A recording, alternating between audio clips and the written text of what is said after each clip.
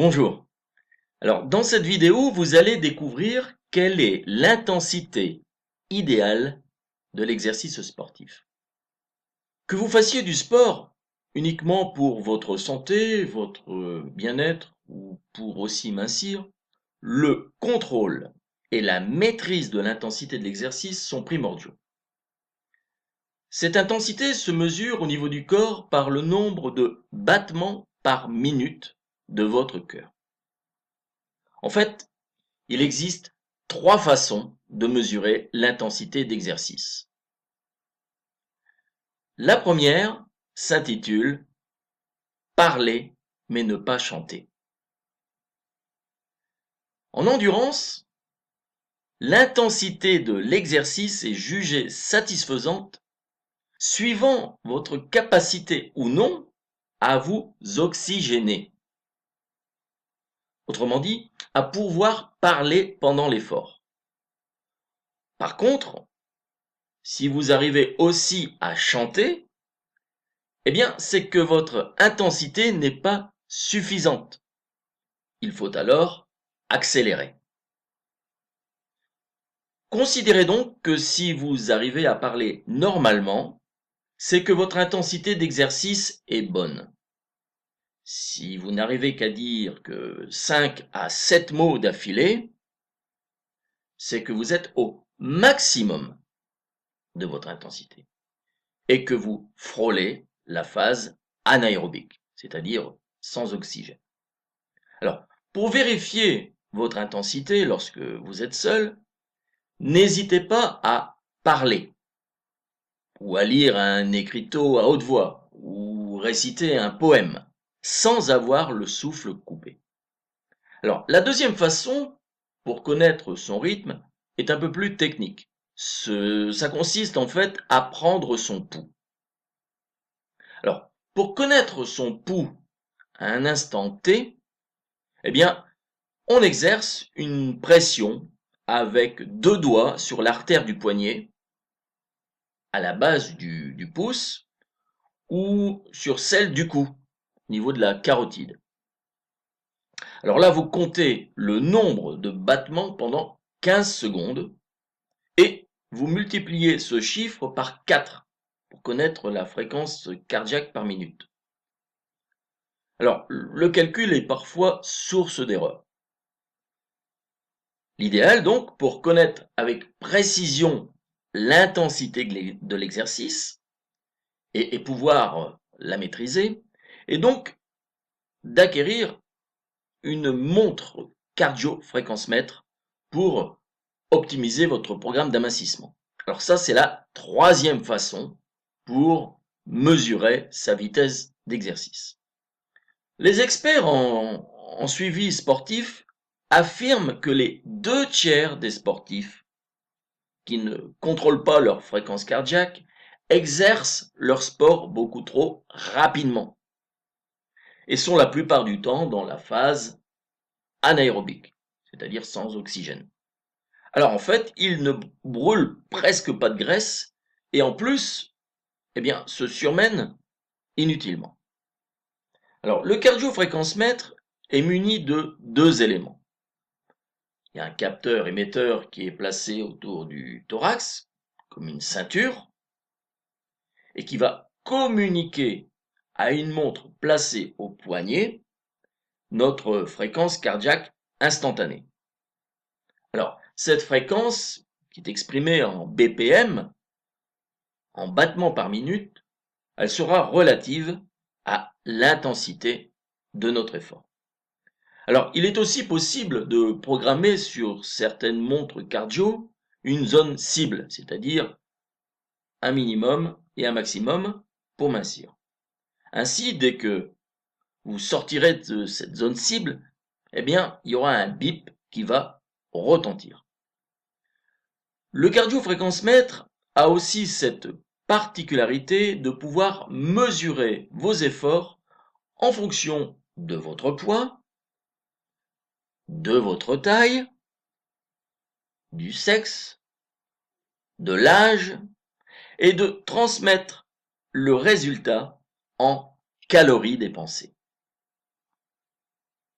Alors, vous pouvez aussi avoir un cardio-fréquence-mètre placé sur votre appareil de fitness.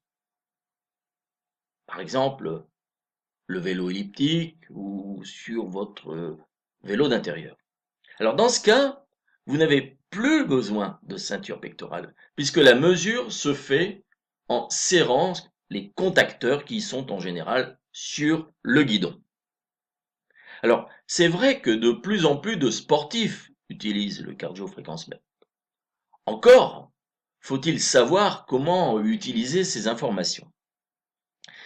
Il existe en fait 4 zones d'intensité au niveau de l'endurance. Mais pour agir sur telle ou telle zone, il est indispensable de connaître sa fréquence cardiaque maximale. Alors, comment on calcule cette fréquence cardiaque maximale? Alors, voici 2 façons pour mesurer votre fréquence cardiaque maximale. La première, c'est un test de l'effort. Alors, ce test est fait en laboratoire avec un médecin du sport sur un tapis de course ou un ergocycle. Ce test va vous amener à connaître votre FCM, votre fréquence cardiaque maximum personnelle, alors en vous poussant à aller au maximum de vos capacités respiratoires. Alors, la deuxième façon, c'est selon une formule, la méthode d'Astrand. Alors, c'est basé sur des statistiques. On peut calculer en théorie cette fréquence cardiaque maximale par rapport à votre âge. Alors, la formule, c'est 220 moins l'âge. Par exemple, pour une personne qui a 40 ans, la FCM, la fréquence cardiaque maximale, sera de 180 pulsations par minute. Alors, comme on l'a dit précédemment, l'endurance, en fait, se pratique suivant 4 niveaux d'exercice. Alors, voici les bases pour utiliser votre montre cardio. Le niveau 1. Le niveau 1, eh bien, c'est une zone qui est comprise entre 50 et 60% de la fréquence cardiaque maximale. Alors, ce niveau correspond à une situation de bien-être, d'anti-stress. Et ce palier permet de se familiariser, en fait, au travail de cardio-training, ainsi qu'au lancement pour les débutants, par exemple, d'un programme d'amincissement. Par exemple, pour une personne qui a une fréquence cardiaque de 180, la zone d'exercice sera comprise entre 90 et 108 pulsations par minute. Le niveau 2. Alors le niveau 2, c'est une zone comprise entre 60 et 70% de la fréquence cardiaque maximale. Par exemple, pour une personne qui a une fréquence cardiaque maximale de 180, eh bien, la zone d'entraînement se situe entre 108 et 126 pulsations par minute. Alors, c'est la zone idéale pour la phase d'amincissement, à condition de s'être entraîné depuis au moins 15 jours au minimum et de pouvoir effectuer au moins 20 minutes d'exercice sans difficulté. Alors cette zone où l'intensité est relativement légère permet aussi d'entamer un travail de cardio-training, aussi bien cardiovasculaire que cardio-respiratoire. Le but de cette zone d'activité est d'apprendre à réaliser un effort continu sans fatigue. Le niveau 3. Le niveau 3, c'est 70 à 85% de la fréquence cardiaque maximale. Dans cette zone de fréquence cardiaque soutenue, le cœur travaille de façon optimum en augmentant sa capacité aérobique, c'est-à-dire d'oxygène, à condition que l'entraînement soit régulier. Pour une personne dont la fréquence cardiaque maximale est de 180 BPM, par minute, eh bien la zone d'effort est comprise entre 126 et 153. Dans cette zone d'entraînement, la capacité de transport de l'oxygène et de rejet de gaz carbonique sont au maximum des conditions aérobiques. Alors, cette zone d'entraînement est assez difficile et doit être périodique, par exemple entre 10 et 30 minutes. Alors dans ce cas-là, l'énergie utilisée fait davantage appel au sucre, c'est-à-dire le glycogène, plutôt qu'aux graisses. Alors le niveau 4.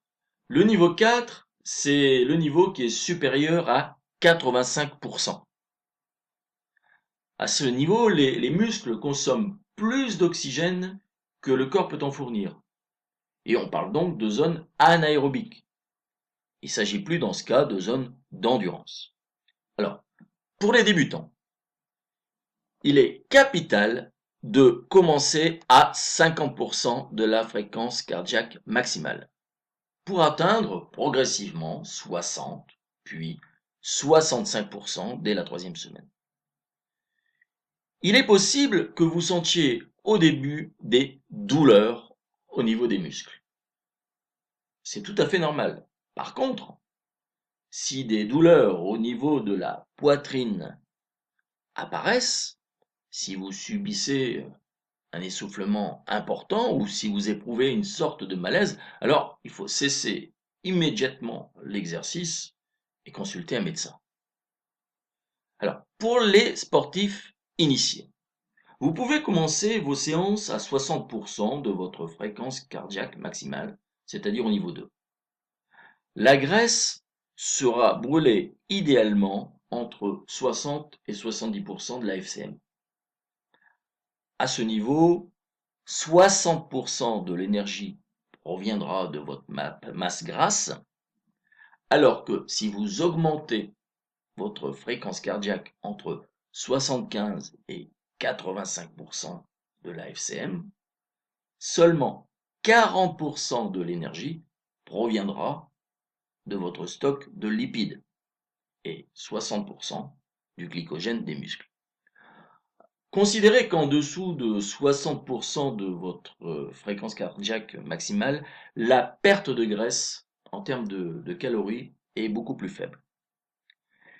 Sachez aussi que si vous avez décidé d'effectuer une marche rapide ou un footing plutôt que du vélo, vous pouvez vous permettre d'avoir 10 battements par minute en plus car votre corps est porté.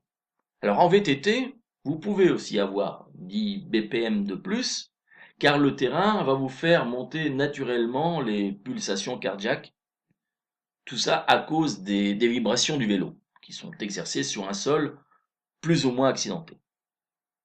Alors, comme nous l'avons vu au début de ce module, il est possible de se repérer par rapport à votre capacité de parler pendant l'effort. Si vous n'avez pas de cardio fréquence-mètre, alors voici quelques repères pour évaluer votre intensité d'exercice. Si vous êtes capable de parler aisément durant l'exercice, c'est que votre fréquence cardiaque se situe entre 50 et 70% de votre FCM. Si vous ne parlez que 6 à 8 mots d'affilée et que vous êtes essoufflé, eh bien, considérez que votre fréquence cardiaque se situe entre 70 et 80% de votre FCM, de votre fréquence cardiaque maximale, et que vous êtes à la limite de la phase aérobique.